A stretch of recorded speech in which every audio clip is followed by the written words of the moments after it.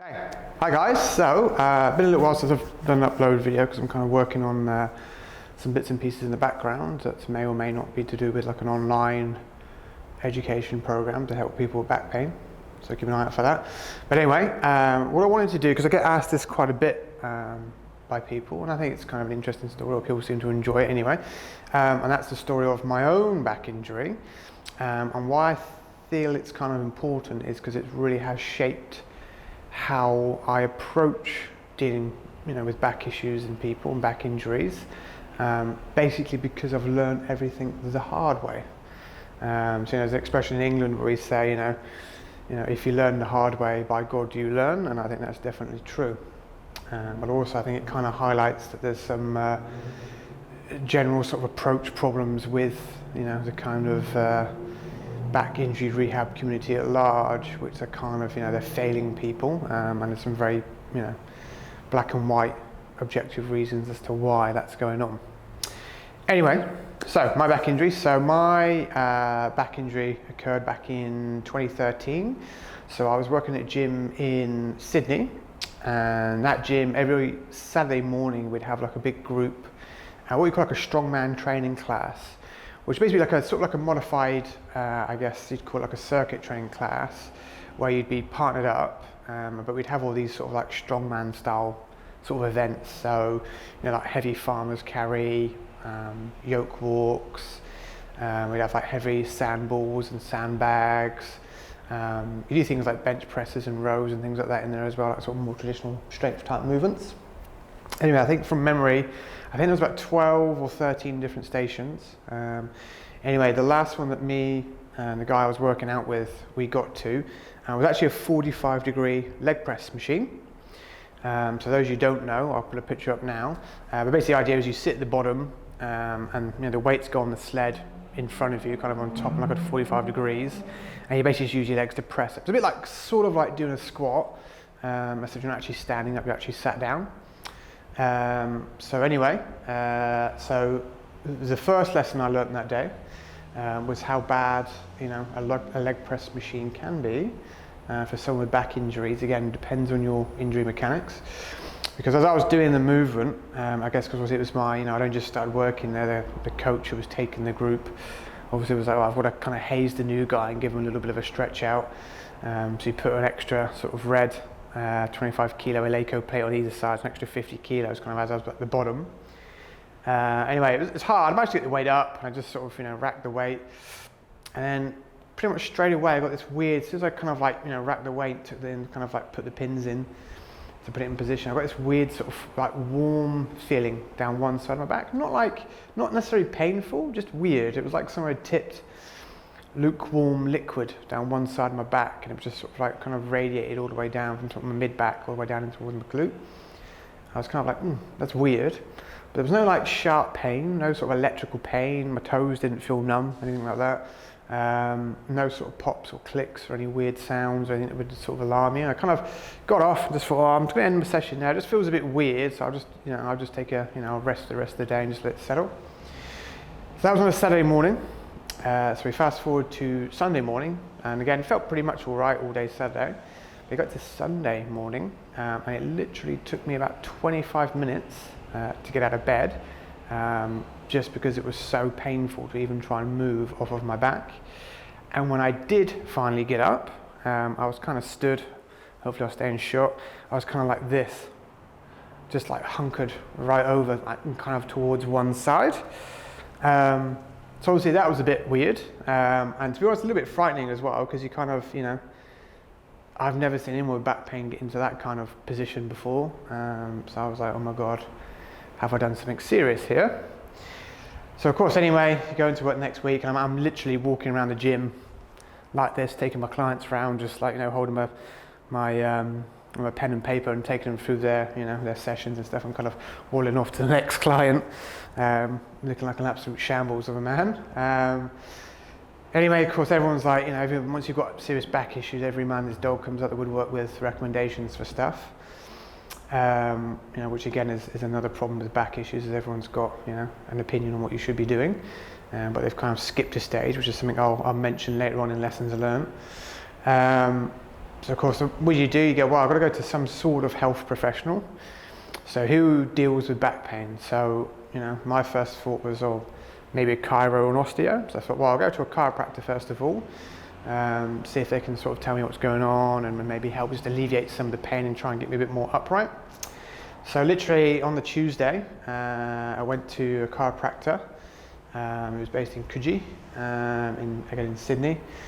So I went in, and again, I could sit upright like I am now. It was only when I stood, I'd be kind of wrenched right over. So of course you go in, and of course the receptionist gives you like a medical screening form, put your details down, age, allergies, a bit of something about the injury and what you've had before. So of course filled that all out, back to receptionist, sit down, again I'm sat kind of upright. I'd ridden my motorcycle there as well, which was horrendous. So I've got my motorcycle helmet on my leg, my motorcycle gear on. And I can remember distinctly, where I'm sat, opposite me is like the hallway down to sort of the treatment and assessment rooms. So chiropractor comes out, he's got the clipboard there with my notes, and I can see he's sort of flipping over, just, okay, having a look. And he's literally like, okay, Mr. Ellicott, if you want to stand up and come through.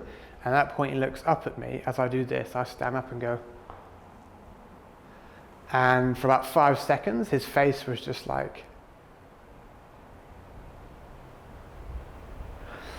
so instinctively, I was kind of thinking, maybe this guy doesn't know what he's going to do to help me, because this looks like it's kind of a bit out of his wheelhouse. But of course, you're there, with health professionals. So of course, you're like, well, this is got to be the best place for me, right? Because these guys deal with back issues all the time. So that was the first warning bell. The second warning was, took me into his office, and he just had like a normal, I guess you call it, treatment table first of all. And he was like, well, if you just hop up on the table, and I was like, excuse me, what? He was like, oh, if you can just hop up. I was like, mate, I'm not hopping anywhere. He's taking all my effort just to try and stand in this kind of hunched position. There's no way I can climb on anything. So he was like, okay, let's go into the next room. And in the next room, they had like a table that sort of came up, and I could sort of like, gingerly edge my way into it, and then it would sort of tip down with me on it. So anyway, got on the treatment table, has a bit of a poke and a prod. Obviously, I'm in, horrific pain every time he's poking me and faffing around. Anyway, his idea is that, okay, we're going to use a method, it looks like you've got some sort of disc bulge or herniation. Therefore, we're going to use what we call McKenzie method. So for those who are not familiar, like McKenzie method is the idea that, the generally accepted way that you create a disc bulge is if this is the front of the disc bulge. If you do too much compressed flexion, so rounding under compression, and you squeeze the front of that disc, but like if you compress the front of a jelly donut, it squeezes the jam, or in this case the nucleus, out the back, and that's how you create a disc bulge or herniation. So theory is, with the McKenzie approach, is that if you go the other way enough, in theory it should pull that bulge back in, because you're now compressing the other end, so it's going to force it back in. So of course he does this before he's done there's no MRIs, scans, even x-rays, anything. It's just like, all right, let's just jump straight in with this. So he gets me on my front, jabs his thumb in my lumbar area and just starts kind of cranking me back. That was about 10 times worse than the normal sort of throbbing pain that I was in. Anyway, I get off the table, doesn't really make a difference. And he's like, it's going to take a few treatments, so come back in a couple of days, and then we'll start to get better over a couple of weeks. Anyway, after sort of got through, maybe 3.5, nearly 4 weeks of seeing him 3 times a week, pain actually got significantly worse, and it was harder and harder, more effort to try and hold myself upright. And that's where I learned, a valuable lesson the hard way about the McKenzie method, and contraindications to using that method, which again I'll put in the lessons learnt. So anyway, basically at this point, I'm in my mid-30s. I can't even stand up straight. I'm in some serious fucking trouble now. I can actually remember the last time I went to go and see him, because he had the bright idea of, don't drive, it must be the motorbike, don't drive, don't ride the motorbike in, walk in, I'll treat, and then you can walk back. So I can remember, I hobbled in, took me like half an hour to do a 10-minute walk to go and see him, did his thing, didn't really help, and it took me another sort of half an hour to hobble back. And I can distinctly remember trying to hobble up a hill, and there was a guy who I presume is some sort of war veteran, was walking down with 2 walking sticks, had some medals on him, and he was just like gingerly walking down the hill, you know, as you would do if you're in your sort of your late 80s, early 90s. And I can remember him looking at me hobbling the other way, and he's looking at me like, you poor bastard.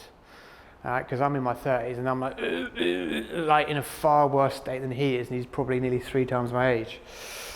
So kind of at that point, I sort of realized, well, you know, this asshole isn't going to help me, so what am I going to do? So, you know, one of the things I've learned sometimes is that when I've got in real trouble with things, not necessarily just health-wise, but business and everything, sometimes you just have to say, like, it's just going to be down to me to sort it out. No one out there really knows what they're doing, or they can't give me the right help. So I remember years ago I'd heard of the name, you know, Stuart McGill. So, you know, I often say that, you know, we stand on the shoulders of giants, and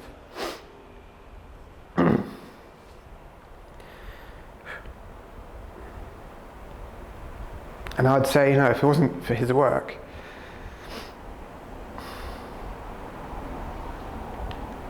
you know, I'd be ruined still, you know, or if not, probably worse. Because, you know, it was, you know, I heard of his stuff before, so I thought, you know, I'm in real trouble here. I'm going to have to sort this out myself. You know, where do I go? And of course, you know, I've tried all these people, you know, I've tried, you know, the normal avenues, it's not working, so it's, you know, I've got to kind of understand the problem myself and, you know, and kind of get the right information to sort it out myself. So, you know, I got his books, I got one of his DVDs at the time, just pored over his books, went for the DVD with a fine-tooth comb, tried to understand it, tried to understand the exercises, and the big thing that kind of, you know, stood out for me, which was different to what anyone else was recommending, which is again why I hate, you know, when people got back pain, everyone just starts making random, you know, suggestions, was the idea of it depends. So what's going to work for one person might not necessarily work for the other, and it's not just like a flippant, there's more than one way to skin a cat, stupid idea. It's no, you have an objective period of investigation of the problem. Once you understand the problem, then you can start making recommendations as to treatment, exercises, and a plan forward, which for me stood out because everyone else was just ready to just start throwing random shit at my problem to see what was going to stick. So went for his book, and he was, you know, talked about some, you know, big principles. Most important of which is he talked about the idea of sort of, you know, bank balance, and that's why that kind of struck a chord with me, because that explained how I'd got that injury. Is that I'd gone through that strongman class, you know, you got fatigued and things are kind of broken down in terms of the core and all the rest of it.